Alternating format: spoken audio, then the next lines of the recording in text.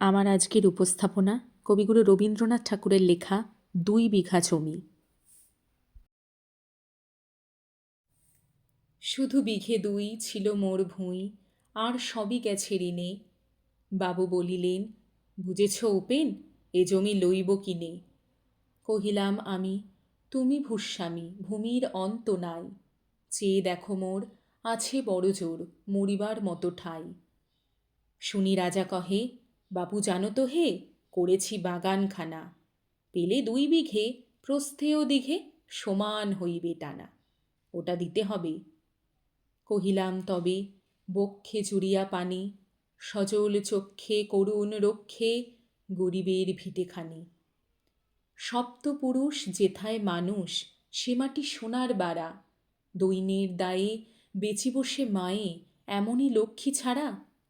আঁখি করি লাল, রাজা ক্ষণকাল রহিল মৌনভাবে। কহিলেন শেষে ক্রূর হাসি হেসে, আচ্ছা সে দেখা যাবে।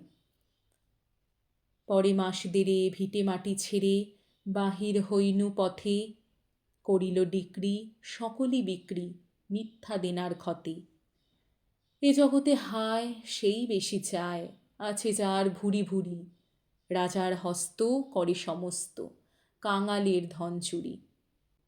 মনে ভাবিলাম, মোরে ভগবান রাখিবে না মোহ গর্তে। তাই লিখি দিল বিশ্ব নিখিল ২ বিঘার পরিবর্তে। সন্ন্যাসী বেশে ফিরি দেশে দেশে, হইয়া সাধুর শিষ্য। কত হেরিলাম মনোহর ধাম, কত মনোহর দৃশ্য। ভূধরে সাগরে বিজনে নগরে যখন যেখানে ভ্রমি, তবু নিশিদিনে ভুলিতে পারিনি সেই ২ বিঘা জমি। হাটে মাঠে বাটে এই মতো কাটে বছর ১৫-১৬। একদিন শেষে ফিরিবারে দেশে বড়ই বাসনা হল। নম নম নম সুন্দরী মম জননী বঙ্গভূমি। গঙ্গার তীর স্নিগ্ধ সমীর, জীবন জুড়ালে তুমি। অবারিত মাঠ গগন ললাট, চুমে তব পদধূলি। ছায়া সুনিবিড় শান্তির নীড়, ছোট ছোট গ্রামগুলি। পল্লব ঘন আম্র কানন, রাখালের খেলা গেহ। স্তব্ধ অতল দিঘি কালো জল, নিশীথ শীতল স্নেহ। বুক ভরা মধু, বঙ্গের বধূ জল লয়ে যায় ঘরে। মা বলিতে প্রাণ করে আনচান, চোখে আসে জল ভরে। ২ দিন পরে দ্বিতীয় প্রহরে প্রবেশিনু নিজ গ্রামে। কোমরের বাড়ি দক্ষিণে ছাড়ি, রথতলা করি বামে। রাখি হাটখোলা নন্দীর গোলা, মন্দির করি পাছে। ত্রিশাতুর শেষে পৌঁছিনু এসে আমার বাড়ির কাছে। ধিক ধিক ওরে শতধিক তোরে, নীলাজ কুলটা ভূমি। যখনই যাহার তখনই তাহার, এই কি জননী তুমি?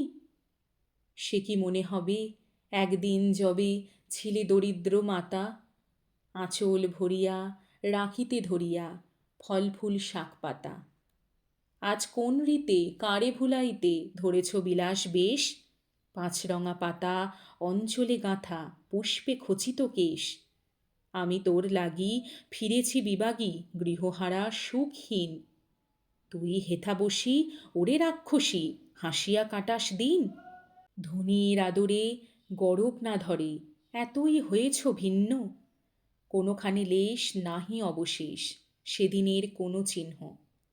কল্যাণময়ী ছিলে তুমি ওই, ক্ষুধাহরা সুধারাশি। যত হাসো আজ, যত করো সাজ, ছিলে দেবী হলে দাসী।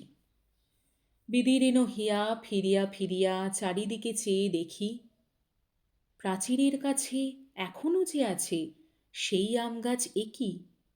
বসে তার তলে নয়নের জলে শান্ত হইল ব্যথা। একে একে মনে উদিল স্মরণে বালককালের কথা। সেই মনে পড়ে জ্যৈষ্ঠের ঝড়ে রাত্রে নাহিক ঘুম। অতি ভোরে উঠি তাড়াতাড়ি ছুটি, আম কুড়াবার ধুম। সেই সুমধুর স্তব্ধ দুপুর পাঠশালা পলায়ন।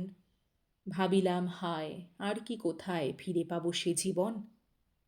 সহসা বাতাস ফেলি গেল শ্বাস, শাখা দুলাইয়া গাছে।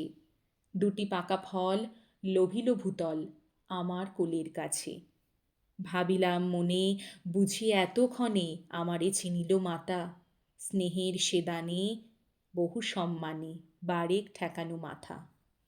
হেনকালে হায় যমদূত প্রায়, কোথা হতে এলো মালি, ঝুঁটি বাঁধা উড়ে সপ্তম সুরে পাড়িতে লাগিল গালি। কহিলাম তবে, আমি তো নীরবে দিয়েছি আমার সব, দুটি ফল তার করি অধিকার, এত তারি কলরব। চিনিল না মোড়ে নিয়ে গেল ধরে, কাঁধে তুলি লাঠি গাছ, বাবু ছিপ হাতে পারিষদ সাথে ধরিতেছিলেন মাছ। শুনি বিবরণ ক্রোধে তিনি কন, মারিয়া করিব খুন, বাবু যত বলে পারিষদ দলে বলে তার শতগুণ। আমি কহিলাম, শুধু দুটি আম, ভিক মাগি মহাশয়। বাবু কহে হেসে, বেটা সাধু বেশে পাকা চোর অতিশয়। আমি শুনে হাসি, আঁখি জলে ভাসি, এই ছিল মোর ঘটে। তুমি মহারাজ সাধু হলে আজ, আমি আজ চোর বটে।